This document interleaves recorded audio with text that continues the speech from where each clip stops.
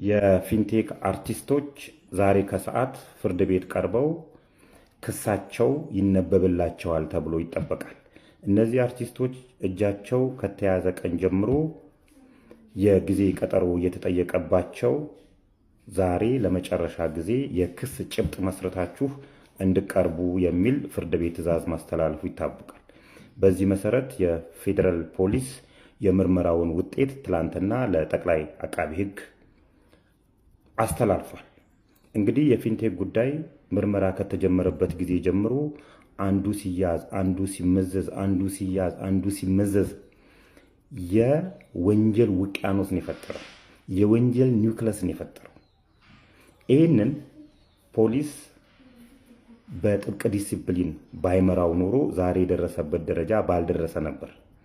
ፖሊስ በጥብቅ ዲሲፕሊን ስለመራው ባለቤቱ አቶ ዳንኤል ዮሐንስ ላይ 19 ከባድ ወንጀሎችን ክስ መስርቶበታል። 19 አይነት። ስለዚህ ጠቅላይ አቃቢ ሕግም እነዚህ አርቲስቶች ላይ ጠበቅ ያለ ክስ ትመሰርታለህ ተብሎ ይጠበቃል። በዚህ አጋጣሚ ደግሜ በዚህ ምርመራ ውስጥ የተሳተፋችሁ የፌዴራል ፖሊስ አባላት በሙሉ የፊንቴክን ስራ እንድትሰሩ የተመደባችሁ ክሮች በሙሉ እንደ ተቋም ፌዴራል ፖሊስን አመሰግናለሁ። በግሌ ሀገርም ታከብራችኋለች። አሁንም ክስ መስርታችሁ የምትከራከሩ አቃቢ ሕጎች ይህን ጉዳይ በጥብቅ ዲሲፕሊን መርታችሁ ጠንካራ ጭብጥ መስርታችሁ ይሄንን ጉዳይ ዳር እንደምታደርሱና አንድ ቀን እናንተንም ልናመሰግናችሁ የምንችልበት ጊዜ እንደሚመጣ ተስፋ አድርጋለሁ። እንግዲህ የክሱ ጭብጥ ምን እንደሆነ ደግሞ ከፍርድ ውሎ በኋላ እናስመለክታችኋለን። ጂል ሰው ሀብት ያገኘለት፣ ጂል ሴት ባል ያገባችለት፣ ባለጌ የተሾመለት ሀገር ትፈርሳለች ይላሉ አንድ የሃይማኖት አባት። ጂል ሰው ሀብት ያገኘለት ሜቢ ለራሱ መጥፊያ ሊሆን ይችላል እንጂ ሀገር ሊያፈርስ የሚችልበት እድል አይኖረውም። ጂል ሴት ባል ያገባችለት ሜቢ ትዳሯን ታፈርስ ይሆናል እንጂ ሀገር ለማፍረስ አቅሙ የላትም። ባለጌ የተሾመለት ግን ባለጌ ሹመኛ ከሌባ ባለ ሀብቶች ጋር ኮላቦሬት ያደርጋል። ያን ጊዜ ርትዕህ ፍትህ የሚባል ነገር አመድ ነው የሚሆነው። የህግ የበላይነት አመድ ነው የሚሆነው። የፍርድ ቤት ትዕዛዝ ሊከበር አይደለም ጫፉ አይደረስም። ሁሉ ነገር በገንዘብ፣ ሁሉ ነገር በጉልበት፣ ጉልበት አለ፣ ሀብት አለ። ስለዚህ ሁሉ ነገር የሚታሰበው በዚህ ነው። ሀገራችን ጦርነት፣ ረሃብ፣ ቸነፈር፣ በሽታ ተደጋግማ እንደ ጉሽ ጠላ ቀምሰዋለች፣ ግን አልተነቃነቀችም።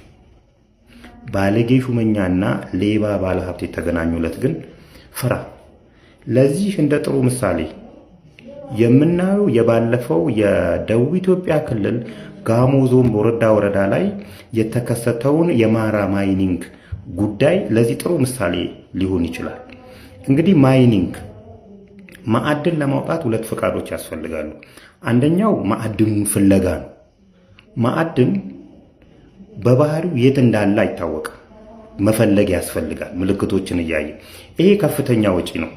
ማዕድኑ ከተገኘ በኋላ ለመንግስት ለተለያዩ ወጪዎች አውጥቼ የማገኘው ገቢና የማወጣው ወጪ መካከል ትርፍ ያስገኝልኛል ጥናት መደረግ አለበት።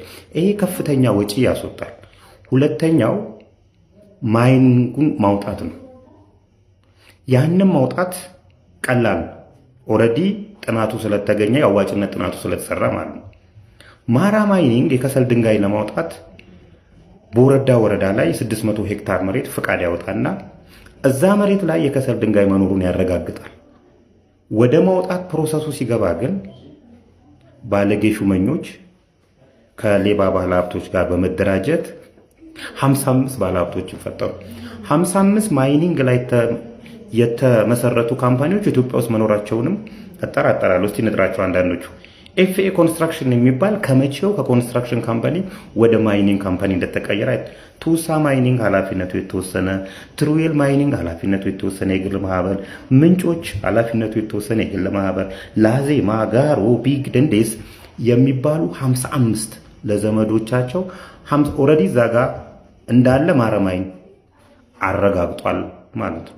ስለዚህ እኔ ማውጣት ያለብኝ አለ ማረማይኒንግ ባለቤቱን አቶ ብርሃነ መስቀል ክንፈን እኔ ማውጣት ያለብኝ ቢኮዝ ከፍተኛ ወጪ አውጥቼበታለሁ፣ ወይኔ ያወጣሁትን ወጪ መልሱልኝ አላቸው።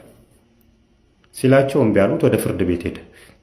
ፍርድ ቤት ሲሄድ 55ቱም ካምፓኒዎች እንዲያቆሙ ምንም አይነት እንቅስቃሴ እንዳያደርጉ የሚል ፍርድ ቤት ትእዛዝ አወጣ። ትእዛዝ ሳወጣ ባለጌ ሹመኛ እንኳን ትእዛዙን ሊያከብር አይደለም ባለቤቱን አቶ ብርሃነ መስቀል ክንፈን እስር ቤት ከተተው። ይኸው 1 ዓመት ሊሞላው ጥቂት ሳምንታት ነው የቀሩት። ባለጌ ሹመኞች እንግዲህ እንኳን አይደለም የፍርድ ቤት ትእዛዝን ተቀብለው እዛ ጋ ያለው ማዕድን እንዳይወጣ መከልከል ይቅርና ዛሬ የኬላና የሮያሊቲ እየተቀበሉ ዘመዶቻቸው እንዴት ያን ነገር እንደሚወጠብጡት የቦረዳ ወረዳ ላይ ያሉ ሰዎች ምስክር ሊሆኑ ይችላሉ።